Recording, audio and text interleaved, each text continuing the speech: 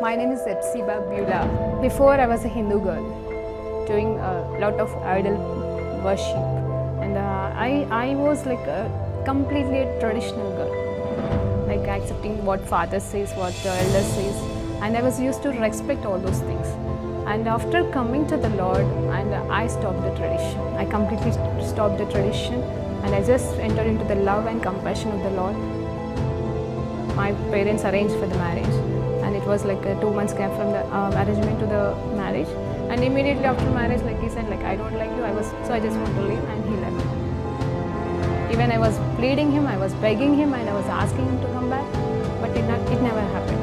If he is not going to come to me, I want to die that. If he is going to be separated from me, I should die. The day I was about to kill myself, I was watching a TV channel, and immediately she started like, here one girl is crying. You have been separated with your husband and you are planning to die now, but you are not going to do that. Immediately I called to one of my Christian friends, and she shared with me the gospel. On the spot, I accepted Lord as my Savior. The next moment, I felt free from the burdens and all kind of thoughts, and everything left me. Praise lord అండి. దేవునికి మహిమ కలుగును గాక. ప్రార్థన చేసుకుందాం. పరిశుద్ధ గొప్ప దేవా, నీకు స్తోత్రం, స్తుతి, మహిమ, ఘనత, ప్రభావం చెల్లించుకుంటున్నాం. నాయన సమయంలో ఉన్న పాటను మీ పాసనందుకు వచ్చుటకు మీరు మాకు ఇచ్చిన గొప్ప ధన్యతకే వందనాలు తెలియజేసుకుంటూ, ప్రభా నాయన ఈ లూకా సువార్త ధ్యానంలో నాయనా తండ్రి ప్రభా మేము సిద్ధపరచబడుతుంటుండగా, అయ్యా తండ్రి మరి 6వ భాగంగా మేము ఈరోజు ధ్యానిస్తుంటుండగా నాతో మాట్లాడి మీరే సమస్త మహిమ, ఘనత, ప్రభావాలు పొందుకోమని యేసుక్రీస్తు నామములో ప్రార్థనతో వేడుకుంటూ పొందుకుంటున్నాము తండ్రి. ఆమేన్. ప్రైజ్ లార్డ్ అండి. దేవునికి మహిమ కలుగును గాక. అయితే ఈ 6వ భాగంగా మరి లూకా సువార్త 2వ అధ్యాయం 41 నుండి 52 వచనాలు మనం ధ్యానించబోతున్నామండి. మరి యేసు ప్రభు వారి గురించి మనం ఆల్రెడీ స్టార్ట్ చేసామండి. దేవునికి స్తోత్రం కలుగును గాక. రిహల్ల మషి కందరబ. దేవునికి మహిమ కలుగును గాక. పస్కా పండుగప్పుడు ఆయన తల్లిదండ్రులు ఏటేటా యెరూషలేమునకు వెళ్ళుచుండువారు. ఆయన 12 ఏళ్ల వాడై ఉన్నప్పుడు ఆ పండుగ నాచరించుటకై వాడుక చొప్పున వారు యెరూషలేమునకు వెళ్ళిరి. ఆ దినములు తీరిన తర్వాత వారు తిరిగి వెళ్ళుచుండగా బాలుడైన యేసు యెరూషలేములో నిలిచెను. ఆయన తల్లిదండ్రులు ఆ సంగతి ఎరుగక ఆయన సమూహములో ఉన్నాడని తలంచి ఒక దిన ప్రయాణము సాగిపోయి తమ బంధువులలోనూ మరి నెలవైన వారిలోనూ ఆయనను వెదుకుచుండిరి. ఆయన కనబడనందున ఆయనను వెదుకుచు యెరూషలేమునకు తిరిగి వచ్చిరి. 3 దినములైన తర్వాత ఆయన దేవాలయంలో బోధకుల మధ్య కూర్చుండి వారి మాటలను ఆలకించుచు వారిని ప్రశ్నలు అడుగుచూ ఉండగా చూచిరి. ఆయన మాటలు వినిన వారందరూ ఆయన ప్రజ్ఞకును ప్రత్యుత్తరములకును విస్మయముందిరి. ఆయన తల్లిదండ్రులు ఆయనను చూచి మిక్కిలి ఆశ్చర్యపడిరి. ఆయన తల్లి, కుమారుడా, మమ్మును ఎందుకిలాగు చేసితివి? ఇదిగో నీ తండ్రియు నేనును దుఃఖపడుచు నిన్ను వెదుకుచుంటిమని ఆయనతో చెప్పగా, ఆయన మీరెలా నన్ను వెదుకుచుంటిరి? నేను నా తండ్రి పనుల మీద నుండవలెనని మీరెరుగరా అని వారితో చెప్పెను. అయితే ఆయన తమతో చెప్పిన మాట వారు గ్రహింపలేదు. అంతటా ఆయన వారితో కూడా బయలుదేరి నజరేతునకు వచ్చి వారికి లోబడి ఉండెను. ఆయన తల్లి ఈ సంగతులన్నింటినీ తన హృదయములో భద్రము చేసుకొనెను. యేసు జ్ఞానమందును వయస్సునందును దేవుని దయయందును మనుష్యుల దయందును వర్ధిల్లి చూడెను. దేవునికి స్తోత్రం కలుగును గాక. హల్లెలూయా. చూడండి, మరి 41 నుండి మనము 52 వచనాల వరకు మనం ధ్యానించబోతున్నాం ఈరోజు. దేవునికి స్తోత్రం కలుగును గాక. అయితే ఈ మొదటి భాగాన్ని చూసినప్పుడు పస్కా పండుగ వచ్చిన ప్రతిసారి, అంటే ప్రతి సంవత్సరం మరి దేవాది దేవుడిస్తున్న సహాయాన్ని బట్టి మరి ఏంటంటే పస్కా పండుగని మనము సెలబ్రేట్ చేసుకుంటూ ఉంటాము. అంటే మరి పస్కా పండుగ మరి అప్పుడు ఇజ్రాయెల్ దేశంలో మరి ఆచరణగా ఎప్పటి నుండి మోజెస్ కాలం నుండి, అంటే ఐగుప్తు దేశం నుండి బయటకు వచ్చిన రోజు మరి వాళ్ళు పస్కాని పాటించవాలని దేవాది దేవుడిచ్చిన ఆజ్ఞ ప్రకారంగా ఆ రోజు నుండి మరి ఈ కాలం వరకు కూడా మరి అంటే యేసు ప్రభు పుట్టిన కాలం వరకు కూడా మరి పస్కాని ఆచరించడం అనేది జరుగుతూ ఉంటుంది. కాబట్టి ప్రతి సంవత్సరం జరుగుతున్న ఆ పండుగకి మరి యెరూషలేములో ఉన్న మరి ఆ పరిశుద్ధ స్థలంలోనికి మరి అందరూ కూడా ఇజ్రాయిల్ వాళ్ళంతా కూడా 12 గోత్రానికి సంబంధించిన వాళ్ళంతా కూడా వెళ్ళాలండి. సో ఆ వెళ్ళాలి కాబట్టి మరి యోసేపు కూడా మరి నీతిమంతుడు, దేవుని ఆజ్ఞల్ని పాటించువాడు, మరి దేవుని ధర్మశాస్త్రాన్ని సమృద్ధిగా మరి పాటించేవాడు కాబట్టి మరి తను కూడా మరి తన కుటుంబ సమేతంగా ప్రతి సంవత్సరం వెళ్ళడం అనేది జరిగింది. అయితే మరి చిన్ననాటి నుండి మరి యేసు ప్రభు పుట్టినప్పటి నుండి కూడా ప్రతి సంవత్సరము మరి వాళ్ళు వెళ్తూ వస్తూ ఉంటారంట. దేవునికి స్తోత్రం కలుగును గాక. అయితే ఆ రీతిగానే మరి ఇక్కడ 12వ సంవత్సరంలో అంటే ఇక్కడ మరి బాలుడు జ్ఞానములోను అలాగే తర్వాత మరి బలముతోను అలాగే దేవుని దయాందును పెరుగుతున్నాడని మనం ముందు వచనంలో ధ్యానించినట్టుగా మరి 12వ ఏటలో జరిగిన సంఘటన మనం ఈరోజు ధ్యానిస్తున్నామండి. అయితే యేసు ప్రభువారు మరి ఆ 12వ ఏట యెరూషలేంకి వెళ్ళాడు. అయితే చాలామంది సమూహం అంటే బంధువులు చుట్టాలు అందరూ కలిసి వెళ్ళి ఉంటారేమో.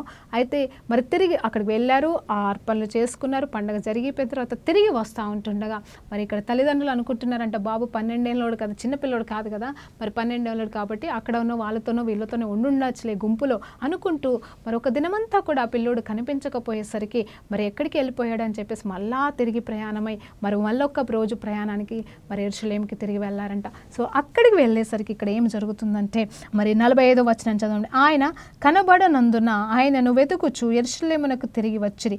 3 దినములైన తర్వాత ఆయన దేవాలయంలో బోధకుల మధ్యలో కూర్చుండి వారు మాటలను ఆలకించుచు వారిని ప్రశ్నలు అడుగుచూ ఉండుట చూచిరి. 3 రోజులు అయిపోయిందంట. అంటే వీళ్ళు ఒకరోజు వచ్చేసారు, మళ్ళీ తర్వాత తిరిగి వెళ్ళిపోయడానికి ఇంకొక రోజు పట్టింది, అక్కడ మళ్ళీ వెతుకుతానికి ఒక రోజు పట్టిందేమో, అంటే ఎక్కడున్నాడు అని వెతకడానికి వాళ్ళు ఒక రోజు పట్టిందేమో అండి. సో 3 రోజులు అంట. నిజంగా ఈ 3 అనగానే మరి యేసు ప్రభు వారు కదా ఈ 3 రోజులు మనకి పాతిపెట్టబడిన తర్వాత 3 రోజులు కనిపించినట్టుగా మరి అలాగే ఇక్కడ కూడా సూచనగా మరి 3 రోజుల పాటు తల్లిదండ్రులకి కనిపించనందున మరి 3 రోజుల తర్వాత యెరూషలేము మందిరములోనే ఆవరణంలో అక్కడ ఎవరితో కూర్చొని ఉన్నాడంటే దేవాలయములో బోధకుల మధ్యలో కూర్చున్నాడంటే. ఈ చిన్న బాలుడు 12 ఏళ్ళ వయస్సు కలిగిన బాలుడు కూర్చుని వారి మాటలు ఆలకించుచున్నాడంట. వాళ్ళు బోధిస్తూ ఉంటారు కదా బోధకులు, వాళ్ళ మాటలు ఆలకిస్తూ ఇంకా వాళ్ళని ప్రశ్నలు అడుగుతున్నాడంట. అంత మాత్రమే కాదు, ఆయన మాటలు వినిన వారందరూ ఆయన ప్రజ్ఞకి ప్రత్యుత్తరానికి అంటే అతను ప్రశ్నిస్తున్నాడు అంటే జ్ఞానయుక్తమైన ప్రశ్నలు అడుగుతున్నాడేమో, మరి జ్ఞానయుక్తమైన మరి మంచి మాటలు మరి అలాగే మళ్ళీ జవాబులు ఇస్తున్నాడేమో, వాటన్నింటిని బట్టి వారు మరి ఆశ్చర్యపడిపోతున్నారంట. అయితే ఆయన తల్లిదండ్రులు ఆయనను చూచి మిక్కిలి ఆశ్చర్యపడి ఆయన తల్లి, కుమారుడా మమ్మల్ని ఎందుకు ఇలాగో చేసేటివి, మరి నిజం చెప్పాలంటే తన కుమారుడు మరి బోధకుల మధ్యలో కూర్చొని జ్ఞానయుక్తంగా మాట్లాడుతున్నాడని సంతోషించలేకపోతున్నారు అక్కడ వెంటనే చూసి. కానీ తల్లిదండ్రుల ప్రేమ మరి తప్పిపోయిన కుమారుని చూసి ఆనందిస్తూ, అయ్యా మరి మమ్మల్ని ఎందుకు ఇలా చేసావు, నువ్వు ఇక్కడ ఎందుకు ఆగిపోయావు, కనీసం మాకు ఒక మాట చెప్పలేదు, మేము మాతోనే వస్తున్నాం అనుకున్నాం కదా, మేము కంగారు పడిపోయాం బాబు, మనం ఎందుకు ఇలా చేసావు, నేను మీ తండ్రి బాధపడుతున్నాం, దుఃఖిస్తున్నాం, నేను ఎత్తుకుతున్నాం అంటే వెంటనే యేసు ప్రభు వారు అక్కడ చక్కటి మాట అంటున్నాడు. ఏమంటున్నాడంటే ఆయన మీరేలా నన్ను వెతుకుచుండ్రి, నేను నా తండ్రి పనుల మీద ఉండవలనని మీరు ఎరుగరా అని వారితో చెప్పాను. చూడండి, ఈ మాటను మనం జ్ఞాపకం చేసుకుంటూ ఉంటాం ప్రతిసారి. యేసు ప్రభు గురించి 12 సంవత్సరాల వయసు అప్పుడు మరి తల్లిదండ్రులని కాదని వెళ్ళలేదు, కానీ తను యెరూషలేములో మరి తనకి యెరూషలేం అంటే ఎంత ఇష్టమో, మరి యెరూషలేము నా హృదయం అంటాడు కదా, మరి హృదయానుసారుడైన మరి దావీదు పట్టణంలో పుట్టిన ఈ బిడ్డ, మరి ఆ తర్వాత అక్కడే చనిపోవాల్సిన ఈ బిడ్డ మరి ఆ యెరూషలేం పట్టణంలో ఉండిపోయి 12వ వయసు వచ్చినప్పుడు మరి ఆయన అక్కడ ఉండిపోయాడు. ఉండిపోతూ మరి కంప్లీట్గా ఉండలేదు, కానీ మరి అక్కడ చెప్తున్నాడు, ముందుగానే తల్లికి చెప్తున్నాడు, జ్ఞాపకం చేస్తున్నాడేమో, తల్లి మర్చిపోయింది, తండ్రి మర్చిపోయింది, అసలు ఈయన ఎవరు మామూలు కుమారుడు అన్నట్టు అయిపోయారేమో. ఎందుకంటే ఆ కన్న ప్రేమ వాళ్ళు పెంచుతున్న ఆ ప్రేమలో నిజం చెప్పాలంటే ఆయన దేవాది దేవుడు కదా, లోకరక్షకుడు కదా అన్న విషయం మర్చిపోయాడేమో. ఎందుకంటే అందరిలాగా సాదాసీదాగా అబ్బాయిగా అందరిలాగానే ఎదుగుతున్నాడు, అందరిలాగానే ఉన్నాడు అఫ్కోర్స్, కాకపోతే పాపం లేనివాడిగా తప్పు చేయకుండా మరి విధేయత కలిగిన చక్కటి కుమారుడిగా ఎదుగుతున్న ఈ కుమారుని బట్టి వాళ్ళు ఆనందిస్తున్నారేమో. కానీ నిజంగా దేవుడు కదా, లోకరక్షకుడు కదా, మా దగ్గర ఎన్ని రోజులు ఉంటాడో అన్న విషయంని మర్చిపోయారు. అయితే వెంటనే అక్కడ యేసు ప్రభు వారు జ్ఞాపకం చేస్తున్నారు, మీరు ఎలా ఎతుకుతున్నారు నన్ను, మీరు ఎతకాల్సిన దానికి లేదు కదా, ఎందుకంటే నేను నా తండ్రి యొక్క పనిలో నేను ఉండాలని మీకు తెలియదా మరి అని చెప్పేసి అంటూ ఏమంటున్నాడు తెలుసా. అయితే ఆ మాట అన్నప్పుడు మరి వాళ్ళకి అసలు తను ఏమి చెప్తున్నాడో కూడా వాళ్ళకి అర్థం కాలే. ఆ తండ్రి మాట ఏంటి, తండ్రి పని ఏంటి అని వాళ్ళకి అర్థం కావట్లేదండి. నిజంగా చెప్పాలంటే ఎందుకు అర్థం కావట్లేదు అనేది మనము ఆలోచన చేస్తే మరి వాళ్ళు మర్చిపోయారు, వాళ్ళు లోకరక్షకుడు అన్న విషయం మర్చిపోయారేమో అనిపిస్తుంది. సో ఆ తర్వాత మరి అంతటా ఆయన వారితో కూడా బయలుదేరి నజరేతునకు వచ్చి వారికి లోబడి ఉండెను. ఆయన తల్లి ఈ సంగతులన్నీ తన హృదయంలో భద్రము చేసుకున్నాను. అవునండి, మళ్ళీ తల్లికి జ్ఞాపకం వచ్చింది, నీకు తెలియదా అమ్మా నేను ఎక్కడుండాలి, నా పరిస్థితి ఏంటి, నేను మీ బిడ్డనే కరెక్టే, కానీ నా పని వేరు కదా, నా బాధ్యత వేరు కదా, నేను ఎందుకోసం వచ్చాను, నువ్వు మర్చిపోయావా అని తల్లికి జ్ఞాపకం చేసి ఉంటే మరి అక్కడ అన్నీ కూడా తిరంగా తన మనసులో దాచిపెట్టుకుంది. అయితే యేసు జ్ఞానమందును వయస్సునందును ఎదిగి మరి దేవుని దయ అందును మనుషుల దయ అందును వర్ధిల్లుతూ మరి ఎన్ని రోజుల పాటు అంటే చూడండి అక్కడ మరి చాలా రోజుల పాటు లోబడి ఉన్నాడని మాట ఉంటుందండి. అంతటా ఆయన వారితో కూడా బయలుదేరి నజరేతునకు వచ్చి వారికి లోబడి ఉండెను అనే మాట ఉంటుంది. చూడండి, ఆయన చేయాల్సిన బాధ్యతలు చేయాలి కాబట్టి తను ఒక కుమారుడుగా, అవునండి, అక్కడ యోహాను గారు కూడా ఎదుగుతున్నాడు, ఆత్మలో ఎదుగుతున్నాడు, పరిశుద్ధతలో ఎదుగుతున్నాడు, ఆయన సిద్ధపరచబడుతున్నాడు. అలాగే ఇక్కడ యేసుప్రభు వారు కూడా మరి తల్లిదండ్రులకు లోబడుతూ మరి తల్లిదండ్రులు చెప్పిన బాధ్యతలు చేస్తూ దేవునిలో జ్ఞానంలో అలాగే మరి పరిశుద్ధతలో కూడా ఎదుగుతూ మరి నేను అనుకుంటున్నాను దేవునికి స్తోత్రం కలుగును గాక. ఇక్కడ పరిశుద్ధతలో ఎదగాల్సిన అవసరం లేదు, ఆయన ఆల్రెడీ పరిశుద్ధుడండి. హల్లెలూయా, దేవునికి స్తోత్రం కలుగును గాక. అయితే యేసు జ్ఞానమునందును వయస్సునందును దేవుని దయ అందును మనుషుల దయ కూడా పొందుకున్నవాడుగా. ఎందుకంటే ఇక్కడ మనుషులు అతని చిన్నప్పుడు అంటే దేవుని దయ, పెద్దగా అవుతా ఉంటే మనుషుల మధ్యలో ఎదుగుతున్నాడు, మాటలు మాట్లాడుతున్నాడు, తన జ్ఞానాన్ని బయటకి చూపిస్తున్నాడు. అలాగే మరి ఇక్కడ వాళ్ళందరూ కూడా ఆశ్చర్యపడిపోతూ అరే మంచి శభాషని, లేకపోతే ఆ బిడ్డ అందరూ కూడా మెచ్చుకుంటున్నారేమో, పొగుడుతున్నారేమో, సో చక్కటి కుమారుడని మంచి పేరు వస్తుందేమో. సో మనుషుల దయలో కూడా వారు తెలుతున్నాడు. దేవునికి స్తోత్రం కలుగును గాక. అవునండి, నిజంగా మనకు ఒక వాగ్దానం ఎప్పుడు దేవుడు జ్ఞాపకం చేస్తాడు. ఏంటంటే దేవుని దయలోనూ మనుషుల దయలోనూ మనం వర్ధిల్లవలసిన వారంగా ఉన్నామంట. అవును, దేవుని దయ అయితే మనకి ఎప్పటికీ ఉంటుందండి, కానీ మనుషుల దయ ఎప్పుడు వస్తుందో తెలుసా అండి? మనం మంచిగా ఉంటేనే వాళ్ళు మన పట్ల దయ చూపిస్తారు, లేదా అంటే మనం వారితో మంచిగా ఉంటే ఇంకా మంచి దయ చూపిస్తారు. అంటే వారికి మనం లాభకరంగా ఉంటే వాళ్ళ దయ మనం పొందుకోగలం, లేదంటే మనము యథార్థవంతులము మంచిగా ఉంటే అయ్యో పాపం అని చెప్పేసి ఆ దయ చూపిస్తారు. అంటే మన కష్టకాలంలో సహాయం చేస్తారు, లేకపోతే అవునా అయ్యో వాళ్ళకి ఇంత కష్టం వచ్చిందని ఒకలాంటి మరి అంటే జాలి కాదండి, జాలి వేరు, జాలి అవసరం లేదు, మనుషుల జాలి వ్యర్థం. కానీ మనకి ఒక దయ అనేది నిజం చెప్పాలంటే ఎస్తరు కూడా దేవుని దయలో ఉంది. అలాగే అక్కడ మరి తనని చూసుకుంటున్న ఆ నపంసకుడి యొక్క దయని పొందుకుంది. అంత మాత్రమే కాదు, రాజు యొక్క దయని పొందుకొని మరి ఏంటంటే తన బిడ్డలని అంటే తన వంశంలో ఉన్న వారందరినీ కూడా మరి కాపాడుకున్నది.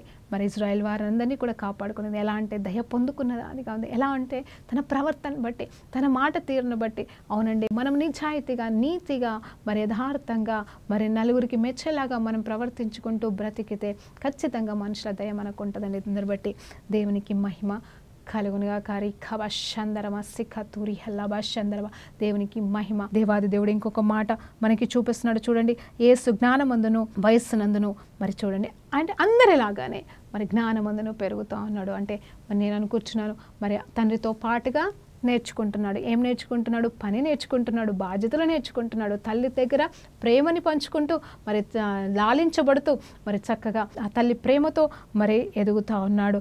అలాగే వయస్సులో కూడా పెరుగుతున్నాడండి. చూడండి, దేవాది దేవుడే కదా, టక్కని పెరగట్లా అనేది, కానీ మరి సంవత్సరం దయా కిరీటాలు ధరింపబడుతూ ప్రతి సంవత్సరం శరీరంలో ఎదుగుతూ మరి మానసికంగా ఎదుగుతూ మరి జ్ఞానంలోనే ఎదుగుతూ ఒక సామాన్య మానవుడిగానే అతను ఎదుగుతున్నట్టుగా మనం చూస్తా ఉన్నాం. మరి మనుషుల దేవుని దయ గురించి అయితే మనం ఆల్రెడీ మాట్లాడుకున్నాం. ఈ రీతిగా దేవాది దేవుడు మనతో మాట్లాడుతున్న ఈ మాటల్ని మన వినికిడిలో నిజంగా దేవుడు ఆశీర్వదించును గాక. అయితే నేను అడుగుతున్నానండి, దేవుడు మనల్ని మరి ఏ రీతిగా మరి ప్రశ్నలు అడగాలని కోరుకుంటున్నాడని చూద్దాం. ఈరోజు ఇక్కడ ధర్మశాస్త్రం ప్రకారంగా ఈ దేవాలయంలో ఉన్న బోధకుల మధ్యలో కూర్చుండి ఈ వారి మాటలను ఆలకించుచు వారిని ప్రశ్నలు అడుగుతున్నాడంట. దేవునికి స్తోత్రం కలుగుగాక. మరి దేవాలయంలో ఉన్న బోధకులు వారు మొత్తము బోధించేది ధర్మశాస్త్రాన్నే బోధిస్తారు. సో ఈ ధర్మశాస్త్రాన్ని బోధిస్తున్నప్పుడు మరి యేసు ప్రభు వారికి వచ్చిన డౌట్లు కావచ్చు, లేకపోతే వాళ్ళకి తెలుసా తెలియదని అని కాదు, కానీ డౌట్లని మరి క్లారిఫై చేసుకుంటున్నాడా, ఎలాంటి ప్రశ్నల్ని అడుగుతున్నాడో మనం ఇక్కడ చూస్తే మనకి ఇక్కడ ఏమీ రాయబడలేదు, కానీ అతని మాటల్ని బట్టి వాళ్ళందరూ ఆశ్చర్యపడిపోయారు, ఆనందిస్తున్నారు.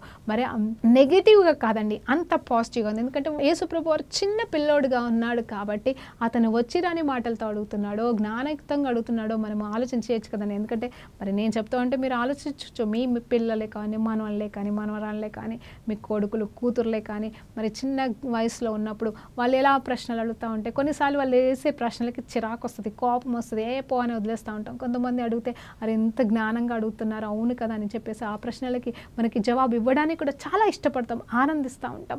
నిజంగా కదా, అందుని బట్టి దేవునికి స్తోత్రం కలుగుగాక. సో మనం కూడా, మన పిల్లలు కూడా మనము జీవిస్తున్న జీవితంలో వాళ్ళు కూడా మరి ఈ రీతిగా అంటే చూడండి, ఇక్కడ జ్ఞానంలో అంటే ఆయన పరిశుద్ధ బైబిల్ గ్రంథం యొక్క మరి పాత నిబంధన యొక్క ఆ పుస్తకాలు పుట్టాలని ధ్యానిస్తూ మరి ఎదుగుతూ తను ప్రతిరోజు కూడా మరి ఇంకొక దగ్గర చూసినప్పుడు మరి అక్కడ ఆయన అలవాటు ప్రకారంగా ప్రతి వారము సమాజ మందిరంకి వెళ్ళి మరి తనకున్న అలవాటు ప్రకారంగా ఆ పుటము తీసి అంటే పుస్తకాన్ని తీసి చదివాడంట. దేవునికి స్తోత్రం కలుగుగాక. అంటే అది కూడా మనము రాబోయే కాలంలో ధ్యానించబోతున్నాం. ఇదే లోకాస్వార్తలో ఉంటుందని. నిజంగా ఏంటంటే అలవాటు ప్రకారంగా ఆయన తీసి ధ్యానించినప్పుడు మరి చక్కటి మాట అక్కడ వచ్చిందని చెప్పేసి అంటే ఇక్కడ అలవాటు ప్రకారంగా అంటే అప్పటికి చిన్న వయసు కాబట్టి ఈ కాంట్ గో అండ్ రీడ్ అంటే తను వెళ్ళి సమాజ మందిరంలో చదవలేడు ఆ పుటము తీసి, ఇంకా వయసు రాలేదు.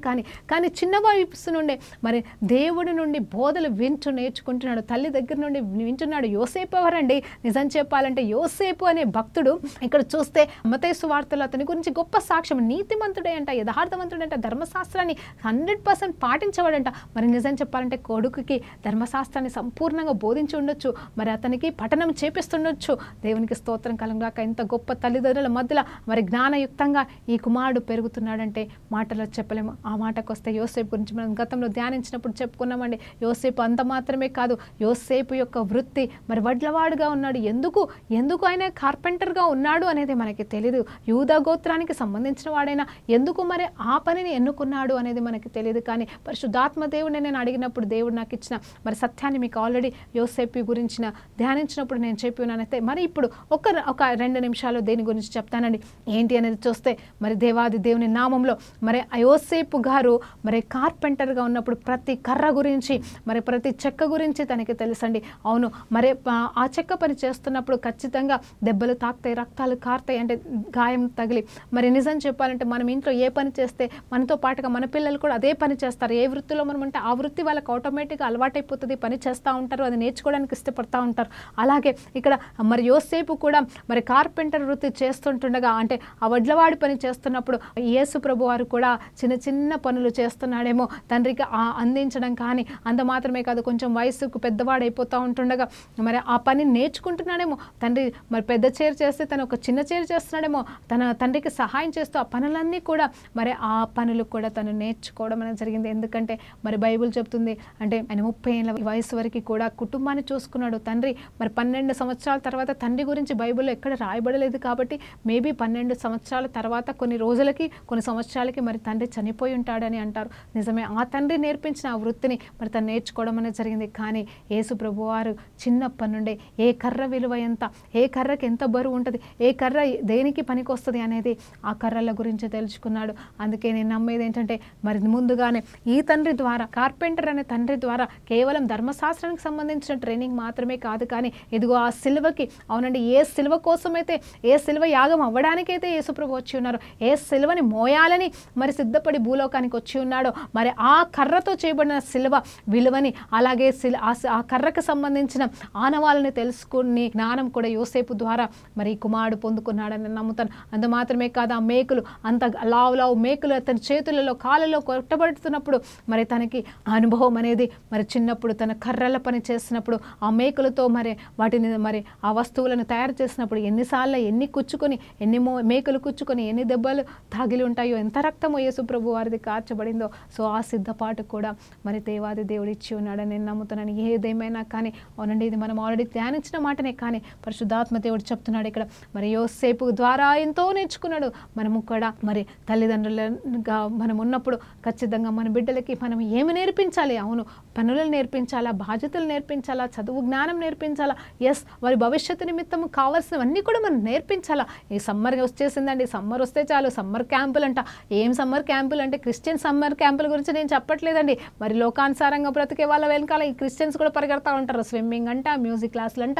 అవునండి, నిజమే, అవసరమే, కాదనట్లేదు. ఎంటర్టైన్మెంట్ కోసం పంపిస్తున్నావా నీ బిడ్డకి? మరి జ్ఞానయుక్తంగా దేవుని యందు వర్ధిల్లడానికి నువ్వు పంపిస్తున్నావా? మరి VBS వచ్చేసిందండి. అంత మాత్రమే కాదు, సమ్మర్ స్కూల్, క్రిస్టియన్ స్కూల్స్ ఏమన్నా ఉంటే దయచేసి పంపించండి మీ పిల్లల్ని నెల రోజులు. మరి ఇంట్లో కూర్చుంటే ఆటలు పాటలు లేకపోతే ఫోన్ పట్టుకొని టైం వేస్ట్ చేయడం తప్పించి ఏమీ లేదు. మరి సమ్మర్ క్యాంపులు అని చెప్పేసి వెళ్ళడం మంచిదే, ఎక్సర్సైజ్లకి మంచిదే, కొన్ని నేర్చుకోవడానికి మంచిదే, ఆట పాటలకి మంచిదే. కానీ అట్ ద సేమ్ టైం దేవునిలో కూడా పెంచడానికి మరి నీ బిడ్డల్ని బిడ్డల్ని మరి ఏ రీతిగా నువ్వు నడిపించాలనుకుంటున్నావు ఈ సంవత్సరం మరి తీర్మానం తీసుకో. సమ్మర్ హాలిడేస్ రానే వచ్చాయి కాబట్టి మరి నాకు ఎందుకో తెలియదు, మరి సడన్గా నేను ఎందుకు చెప్తున్నానో నాకు తెలియదు, మరి దేవుడు ప్రేరేపిస్తున్నాడు కాబట్టి నేను చెప్తున్నాను. కొన్ని డబ్బులు మరి ఇంకా వేరే వాటికి అయితే డబ్బులు ఖర్చు పెట్టాల్సి వస్తుంది కదా, కనీసం ఈ బైబుల్ కాలేజ్ ఇట్లాంటి వాటికి అంత ఖర్చులు కూడా ఉండవు కదండి. చక్కగా మీరు బిడ్డల్ని దేవునిలోనే మరి పెంచండి. VBSకి కంపల్సరీ మీ పిల్లల్ని పంపించవలసిందిగా దేవుని పేరిట కోరుకుంటున్నాను. ఏది ఏమైనా సరే మన పిల్లల్ని జ్ఞానయుక్తంగా పెంచాలి. యోసేపు గారు కుమారుడు దేవుడు కదా అని చెప్పేసి ఒక ఉన్నత స్థానంలో కూర్చోబెడతాను, శ్రేష్టంగా కూర్చోబెడతాను, బాబు నువ్వేం పని చేయదు, నువ్వు దేవుడు కదా, నువ్వు కూర్చో అని చెప్పేసి చెప్పలేదు. కానీ అన్ని పనులు, అన్ని బాధ్యతలు అన్నీ కూడా మరి చక్కగా ఒక తండ్రి స్థానంలో నిలబడి సంపూర్ణమైన నేర్పు అనేది మరి ఆ కుమారుడికి ఇస్తున్నాడండి. ఈ లోకపు తండ్రి దగ్గర మరి నేర్చుకుంటున్నాడు మన పరలోకపు తండ్రి. దేవునికి స్తోత్రం కలుగునుగాక. రీఖాబా శిఖందరబ. అవును, విధేయత చూపించినాడంట, విధేయతని నేర్చుకున్నాడంట. అవును కేవలం తన మరణానికి అర్పించుకోవడం మాత్రమే కాదు, మహిమను విడిచి రావడం మాత్రమే కాదు, కానీ ఈ లోకంలో మరి ఒక మాదిరిగా ఒక బిడ్డగా ఎలా ఉండాలి, ఒక కుమారుడిగా ఎలా జీవించాలి, ఒక చిన్న బాబుగా ఎలా ఉండాలి, పెద్దవాడైన తర్వాత కూడా ఎలాంటి బాధ్యతలు కలిగి ఉండాలి. అవునండి, he has to wait up to 30 years. నేను కాదనట్లేదు 30 years, ఎందుకంటే మరి 30 years వస్తేనే ఆ యాజకత్వంలో అడుగు పెట్టాలి కాబట్టి, మరి తను ఒక ప్రధాన యాజకుడిగా వచ్చి ఉన్నాడు కాబట్టి, మరి ఖచ్చితంగా మరి 30 సంవత్సరాలు అయితేనే ఆయన పరిచర్య చేయాలి కాబట్టి, ఆ రూల్ని ధర్మశాస్త్రాన్ని సంపూర్ణంగా నెరవేర్చాలి కాబట్టి ఆయన 30 సంవత్సరాలు ఆగాడండి. లేకపోతే వచ్చినాక 12వ సంవత్సరమే శిల్వయాగం అయిపోవచ్చు కదండి, పవిత్రమైన రక్తమే, పరిశుద్ధుడే. కానీ నిజం చెప్పాలి అంటే అన్ని ప్రాసెస్లు ఉండాలి. మళ్ళీ జ్ఞాపకం చేస్తున్నాను, 30 సంవత్సరాలు ఒక మనిషి బ్రతికితే మరి ఖచ్చితంగా తెలిసిన పాపాలు అన్నీ కూడా చేసేసి పట్టేస్తాడు. అంటే మరి చేయకుండా ఉండరండి ఈ లోకంలో, ఎందుకంటే మనిషి పుట్టుకే పాపము, మనిషి జీవిస్తుందే పాపంలో. కానీ దేవాది దేవుడు ఆ పాపములను చేయించడానికి మన కొరకు వచ్చి ఉన్నాడు. మరి యేసు ప్రభు వారు జయిస్తే మనం కూడా జయించగలమని దేవుడు జ్ఞాపకం చేస్తున్నాడు. దేవునికి స్తోత్రం కలుగునుగాక. ఈ ముగింపులో మరి మరొక్కసారి మాట్లాడుతున్నాను, జ్ఞానమే ఉన్నాడు. 1 కొరింథీ రాసిన పత్రిక 1:31 వచనం చూసినప్పుడు పరిశుద్ధాత్మ దేవుడు జ్ఞాపకం చేస్తున్నాడు. ఆయనేమంటే నేనే జ్ఞానమే ఉన్నాను, ఆయనే జ్ఞానమే ఉన్నాడంట. ఆయన జ్ఞానం, yes he is the wisdom. జ్ఞానం ఎక్కడ ఉందంటే ఆయనలోనే ఉంది. ఆయనే జ్ఞాని అన్నాడు, ఆయన జ్ఞానవంతుడు, సర్వజ్ఞానవంతుడైన ఆయన జ్ఞానంలో ఎదుగుతున్నాడంట. హల్లెలూయా. ఇప్పుడు నీకు నాకు ఎంత జ్ఞానం కావాలి, నీకు నాకు మనుషుల దయ ఎంత కావాలి, నీకు నాకు దేవుని దయ ఎంత కావాలి. మరి దేవునికే కావాల్సి అయితే మనకెంత కావాలి? తర్ఫీదండి. ఈ తర్ఫీదులో మనం ముందుకు సాగుదాము. తొందరపడే వారంగా మనం ఉండకూడదు. అవును, ఆయతపరచబడుతున్నాము, సిద్ధపరచబడుతున్నాము. పిల్లలమైన పెద్దవారమైన దేవుని రాకడ నిమిత్తము సిద్ధపరచబడాలి. కానీ మన గురి ఒకటే. అవును, ఏదో సాధించాలనే గురి సంగతి తర్వాత, ప్రతి దినదినము ఆయన స్వరూపంలో మార్చబడాలనేది మాత్రం చాలా ప్రాముఖ్యమైనదండి. అవును, నేను ఈరోజు ఇంకా పాపంలోనే ఉన్నాను అంటే ఈరోజే నువ్వు తీర్మానం చేసుకో, మార్చబడు, పరిశుద్ధంగా మార్చబడు. అవును, 1 నిమిషం చాలండి నువ్వు మార్చబడ్డానికి. అవును, ఆ మార్చబడిన దాన్ని కాపాడుకోవడానికి నీకు సంవత్సరాలు పడుతుండొచ్చు. అంటే మరలా పడకుండా జాగ్రత్త పడ్డం, అటువైపు చూడకుండా ఏ పాపం జోలికి వెళ్ళకుండా ఉండడానికి నీకు కష్టం వస్తుందేమో, బాధ అవుతుందేమో, ఇబ్బంది అవుతుందేమో, అన్ని రకాలుగా నువ్వు జయించలేవేమో. కానీ నువ్వు ముందు తీర్మానం తీసుకోవడం ప్రాముఖ్యమైనది. కాబట్టి ఆ తీర్మానం ప్రకారంగా మనం వెళ్దాం. దేవుడు మనకి దీవెన కలుగ చెయ్యును గాక. మరి ఆయతమవుదామండి. సిద్ధపరచబడుతున్నారా? దేవునికి స్తోత్రం కలుగును గాక. అవునండి, నేను క్లుప్తంగా మరి కొన్ని వచనాలు ధ్యానించుకుంటూ వెళ్ళిపోతున్నాము. అయితే రేపటి దినమున 3వ అధ్యాయంతో ముందుకు సాగుదాం. మరి దేవునికి మహిమ కలుగును గాక. మరి ఆయన చూపుతున్న మేలును బట్టి ఆయనకి సమస్త మహిమ ఘనత ప్రభావాలు ఆరోపిస్తూ ప్రార్థనతో ముగించుకుందాం. పరిశుద్ధుడా గొప్ప దేవానికి స్తోత్రం నాయన. ఈ సమయంలో ఉన్న పాటను మీ పాసన్నిధికి వచ్చేటకు మీరు మాకు ఇచ్చిన గొప్ప ధన్యతకి వందనాలు. ఈ లోక సువార్తలోకి వెళ్ళి ప్రభా అయ్యా తండ్రి, ప్రభా మరి మేము ధ్యానిస్తున్న ప్రతి ఒక్క అంశాన్ని బట్టి, ప్రతి ఒక్క మాటను బట్టి స్తోత్రం. అవునయ్యా, ఎన్నో మాకు నేర్పిస్తున్నావు తండ్రి. అయ్యా కృప చూపించండి, సహాయం చేయండి అయినా తండ్రి. మాతో ఉండి మమ్మల్ని నడిపించమని యేసుక్రీస్తు నామములో ప్రార్థన వేడుకుంటూ పొందుకుంటున్నాము తండ్రి. ఆమేన్. ప్రైజ్ లార్డ్ అండి. దేవునికి మహిమ కలుగును గాక.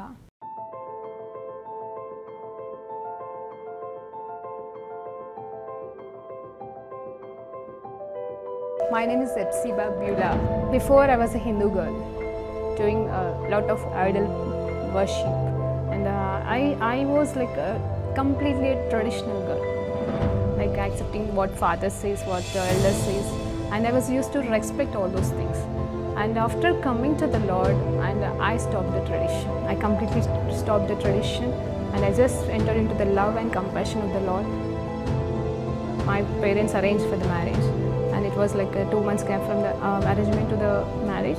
And immediately after marriage, like he said, like I don't like you. I just want to leave, and he left. Even I was pleading him, I was begging him, and I was asking him to come back, but it never happened. If he is not going to come to me, I want to die. That if he is going to be separated from me, I should die. The day I was about to kill myself, I was watching a TV channel, and immediately she started like, here one girl is crying. You have been separated with your husband and you are planning to die now, but you are not going to do that. Immediately I called to one of my Christian friends, and she shared with me the gospel. On the spot, I accepted Lord as my Savior. The next moment, I felt free from the burdens and all kind of thoughts, and everything left me.